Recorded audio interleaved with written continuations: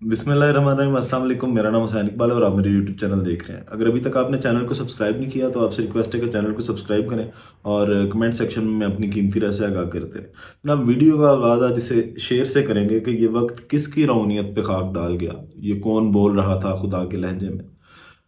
अब ये शेर क्यों मैंने यहाँ पे रखा है, क्यों पढ़ा, इसके बारे में बात करेंगे। आगे जाके आपको शायद इस चीज़ का अंदाज़ा भी हो जाएगा कि क्यों इस शेर को मैंने कोट किया इस जगह पे। खबर ऐसे जनाब कि चीफ जस्टिस काजी फायद ईसा साहब जो है उनकी ज़ेर सदारत आज सुप्रीम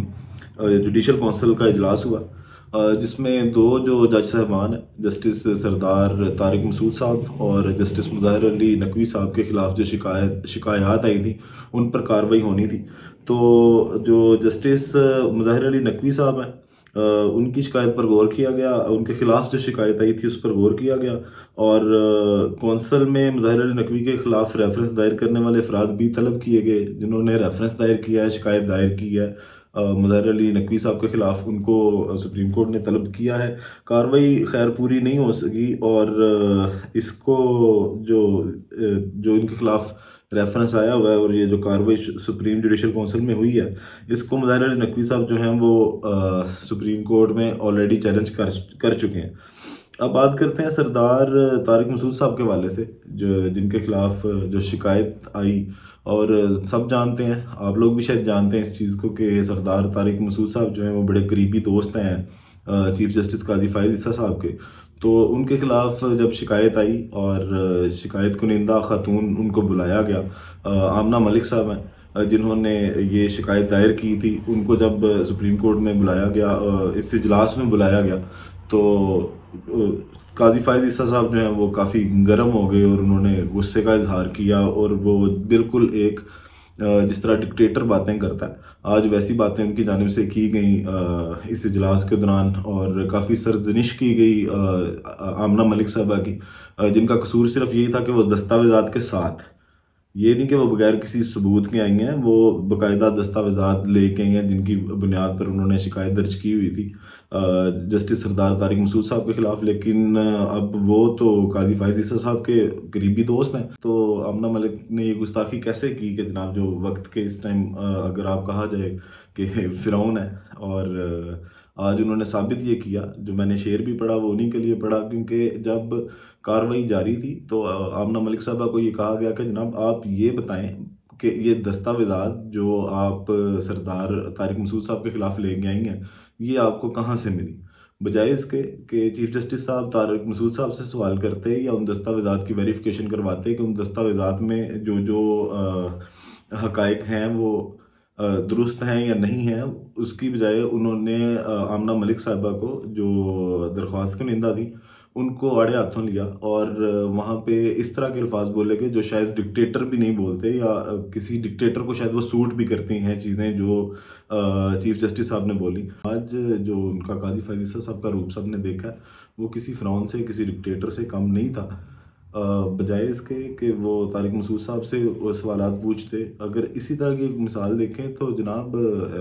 फ़रा गोगी साहबा, जो फ़रद शहज़ादी हैं, उनके बारे में जब प्रेस कॉन्फ्रेंस की अता तारड़ साहब ने, और उनके पास जो दस्तावेज़ात थे, तो उस पे किसी ने ये नहीं पूछा कि ये दस्तावेज़ात जो हैं ये सरकारी डॉक्यूमेंट्स हैं, तो ये उनके पास कैसे आए अता तारड़ साहब के पास। बल्कि उसकी जगह जो फ़रा गोगी साहब हैं उनको अच्छा खासा रगड़ा दिया गया, क्योंकि वो इमरान खान के साथ रही हैं और जो भी इमरान खान के साथ रहा है या जो इमरान खान के साथ है, उसके साथ इस मुल्क के इदारों ने क्या सलूक करना है वो तकरीबन सब पर अयां है। और इधर जनाब जब आमना मलिक साहबा को पेश किया गया तो दस्तावेज़ात के बारे में पूछा गया चीफ जस्टिस साहब से कि आप की जानिब से कि आपने ये दस्तावेज़ात कहाँ से हासिल की, और साथ साथ उनको ये कहा गया कि जब तक आप बताओगे नहीं कि ये दस्तावेज़ात आपके पास आई कहाँ से हैं, आपको यहाँ से बाहर नहीं जाने दिया जाएगा। और उन्होंने यहाँ तक बोला आमना मलिक को कि आपको वहाँ भेज दूँगा जहाँ से वापस भी नहीं आ सकती। और ख़ातून आमना मलिक के मुताबिक ये अल्फाज चीफ जस्टिस साहिब के हैं। तो शायद जो लोगों के लापता होने का सिलसिला है और लोग जिस तरह अगवा हो रहे हैं और ऐसी जगह पे भेज दिए जाते हैं कि कई कई माह उनका पता ही नहीं चलता कि वो कहाँ पे हैं, तो इस जुमले से चीफ जस्टिस काजी फायद ईसा साहब के इस चीज़ का अंदाज़ा हो सकता है कि वो किन के साथ खड़े हैं اور شاید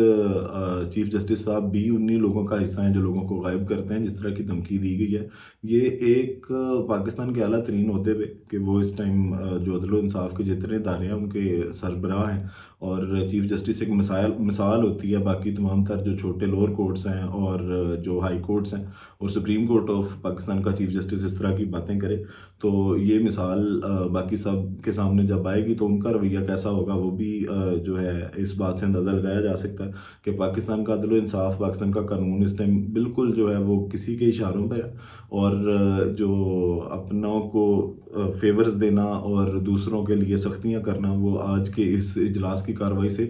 تقریباً سب کو اندازہ اس چیز کا کھل کر ہو گیا. اور فائز عیسیٰ صاحب جو فرعون کی طرح جو بالکل ایک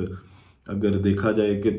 جانبدار ہو کے کہ دو ججز کے خلاف اگر ریفرنس آیا اور ایک کے خلاف آپ کارروائی شروع کر رہے ہیں، اگر آپ نے کارروائی ختم بھی کرنی تھی تو آپ کسی جو سالڈ بیسس پہ اس کو ختم کر سکتے تھے، بجائے اس کے کہ آپ جس جو درخواست کے نندا ہے، جس نے درخواست رکھی ہے آپ کے سامنے، آپ اس کے ساتھ اس طرح کی باتیں کریں اور اس کو ڈرائیں دھمکائیں اور ایسی دھمکیاں دیں کہ تمہیں وہاں بھیج دوں گا کہ تمہیں پتہ بھی نہیں چلے گا کہ کہاں بھیج دیا. تو شاید فائز عیسیٰ صاحب کو اپنے اس عمل کی خود احتسابی کرنی چاہیے، کیونکہ اس ٹائم وہ جس عہدے پہ فائز ہیں شاید کوئی ان کو یہ لگتا ہے کہ ان سے جواب نہیں لے سکتا. ہاں لیکن عوام کو بھی سوچنا چاہیے، دیکھنا چاہیے کہ اس ٹائم جو تمام تر مہرے ہیں وہ کدھر کو جا رہے ہیں اور کس طرح جو ہے وہ لوگوں کی سہولت کاریاں کی جا رہی ہیں. اور یہ سردار طارق مسعود صاحب وہی جج ہیں جن کے آگے عمران خان صاحب کی سائفر کیس میں جو ضمانت والا کیس ہے وہ انہی کی سربراہی میں بینچ تشکیل دیا گیا ہے. تو اس کیس پہ بھی دیکھیے گا اب آگے جا کے کہ کیا اس کا فیصلہ آتا ہے، وہ بھی جو فیصلہ اس کا اندازہ لگایا جا سکتا ہے آج کے اس اجلاس کی کارروائی سے. باقی ویڈیو کا اختتام اسی دعا کے ساتھ کہ اللہ تعالیٰ پاکستان پر اپنی لاکھوں کروڑوں رحمتیں نازل کرے اور 25 کروڑ عوام کی مشکلات میں کمی کرے. پاکستان زندہ باد.